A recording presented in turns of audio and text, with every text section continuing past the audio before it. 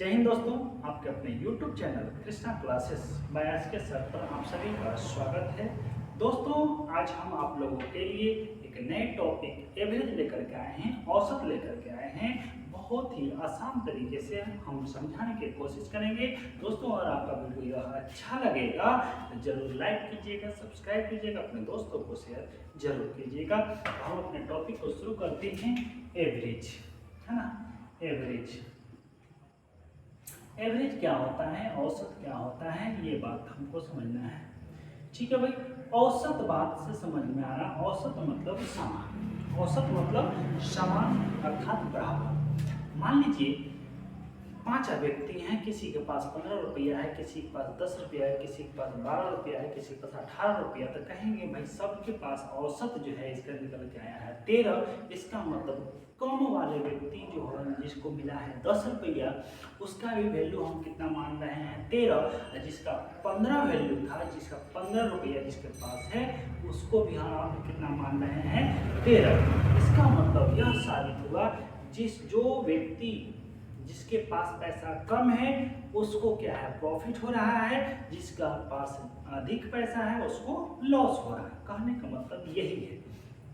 जैसे मान लीजिए अभी कोरोना काल का समय चल रहा था, है ना। कोरोना काल का समय चल रहा था। बिहार सरकार ने क्या किया, सभी को एवरेज मार्क्स दे करके सबको पास कर दिया। कहने का मतलब यह हुआ कि जो फेल डिवीजन होने वाले लोग थे वह भी फर्स्ट डिवीजन पास हो गए हैं, और जो टॉपर आने वाले हैं 90% आने वाले लोग हैं वह भी फर्स्ट डिवीजन अर्थात 60% के एवरेज में रह गए हैं। तो एक को प्रॉफिट, एक को लाभ, अर्थात एक को प्रॉफिट होगा, एक को लाभ होगा, एक को हानि होगा अर्थात लॉस होगा। अर्थात जो बीच में मानेंगे उसी को औसत कहते हैं। ठीक है भाई, औसत अर्थात एवरेज। एवरेज का मात्र एक ही फार्मूला होता है। एवरेज का मात्र एक ही फार्मूला है, वो है क्या, है ना, सम ऑफ, है ना, sum of total number, sum of total number बटे क्या हो जाएगा, टोटल नंबर।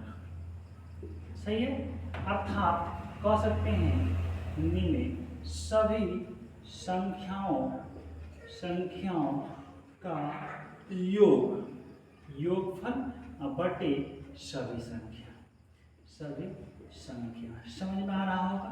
यही एकमात्र फॉर्मूला है औसत निकालने का। ठीक है भाई, इसी से 3 चीजें निकाल सकते हैं। आपने सीखा औसत बराबर सभी संख्याओं का योग बटे सभी संख्या। सही है। यहाँ से बोल सकते हैं कि सभी संख्या बराबर निकाल सकते हैं कि सभी संख्याओं का योग बटे में क्या हो जाएगा, औसत। क्या हो जाएगा, औसत हो जाएगा। सही है भाई। एक फॉर्मूला और भी इसी से निकल के आएगा, सभी संख्याओं का योग बराबर कहेंगे औसत गुना सभी संख्या। समझ में आ रहा है, ये बातें समझ में आ रहा है। सही है। मात्र यही 3 फॉर्मूला समझ में आएगा। मेन फॉर्मूला यही हो गया, इससे यह निकल के आया है ये 2 फॉर्मूला। सही है। जैसे मैं आपसे क्वेश्चन पूछेगा कि राम जो है, राम के पास 20 रुपया है, श्याम के पास 30 रुपया है, मोहन के पास 10 रुपया है। मोहन के पास 10 रुपया है और रोशन के पास 10 रुपया है। बोलेगा इन चारों व्यक्ति के पास, अर्थात राम के पास 20 रुपया, सोहन के पास 30 रुपया, मोहन के पास 10 रुपया, रोशन के पास 10 रुपया है। तो पूछेगा इन चारों व्यक्तियों का जो रुपया का औसत है वह क्या होगा। तो इसका मतलब हो गया सभी संख्याओं का योगफल। तो कहेंगे 20 प्लस में 30 प्लस में 10 प्लस में 10।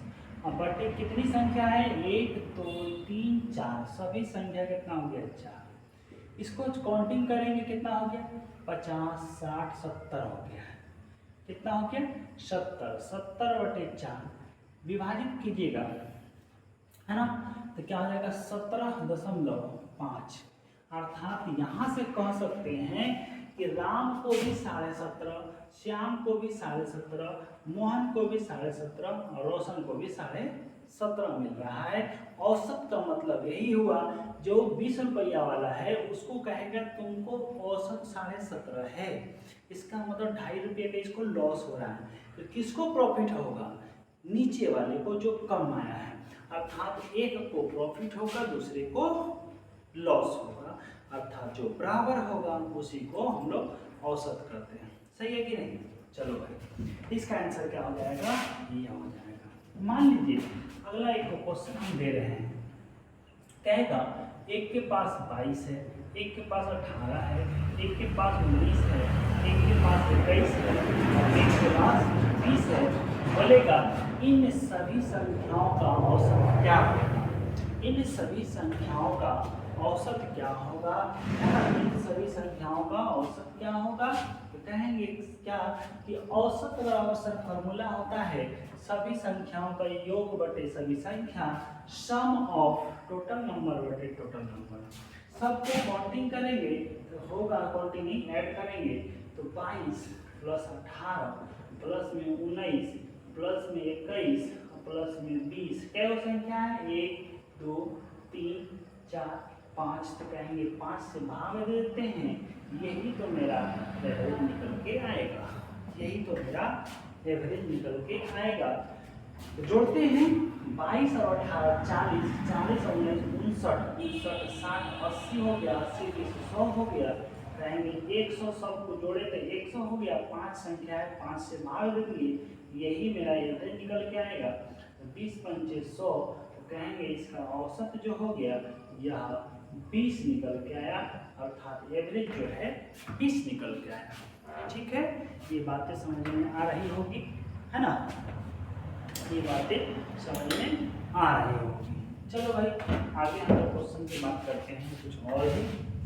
चलो एक कहेंगे 4 व्यक्ति है, 4 व्यक्ति है, एक के पास 40 रुपया है, एक के पास 40 रुपया है, एक के पास 19 रुपया है, एक के पास 32 रुपया है, एक के पास मालूम नहीं है। क्या है? मालूम नहीं है। 5 व्यक्ति है, पहले व्यक्ति के पास 41 रुपीज, दूसरे वाले के पास 40 रुपीज, तीसरे वाले को 19 रुपीज और चौथे वाले को 32 और पांचवें वाले को मालूम नहीं है। लेकिन बोल रहा है इन पांचों संख्याओं का सबका एवरेज जो है, सबका औसत जो है, सबका औसत जो है यह 39 रुपीज है।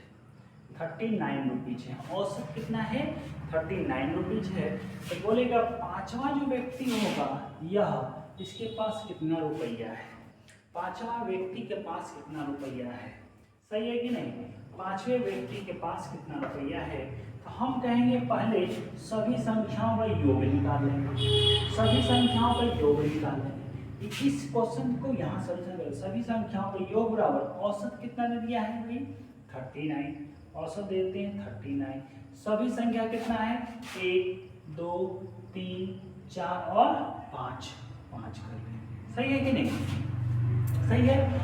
ये हो गया सभी संख्याओं का योग, और इसको भी सबको जोड़ेंगे भाई, तो ये भी तो योग ही है। तो इधर आप कर लेते हैं, एक का 41, एक का 40, एक का 19, एक का है 32 और दूसरे का x। ये दोनों क्या होगा? इक्वल होगा। कितना होगा भाई?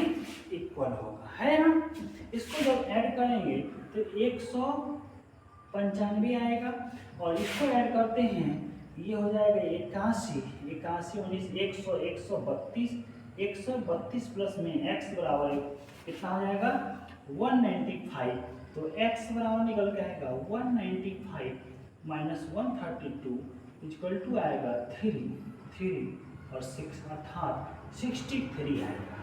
तो पांचवें व्यक्ति के पास जो है कितना है? 63 निकल के आया, अर्थात पांचवें व्यक्ति के पास जो पैसा होगा वह 63 रुपया 63 रुपीज होगा। ठीक है, ये बातें समझ में आ रहा होगा। ठीक है, आगे बात करते हैं। अगला क्वेश्चन देखते हैं अपने हिसाब से। वह क्वेश्चन होगा आप लोगों के बीच, जैसे में कोई खिलाड़ी है, कोई क्रिकेट खिलाड़ी है, कोई क्रिकेट खिलाड़ी मान लीजिए क्या है, सचिन तेंदुलकर जी हैं। कौन है? सचिन है ना, सचिन है। और सचिन तेंदुलकर,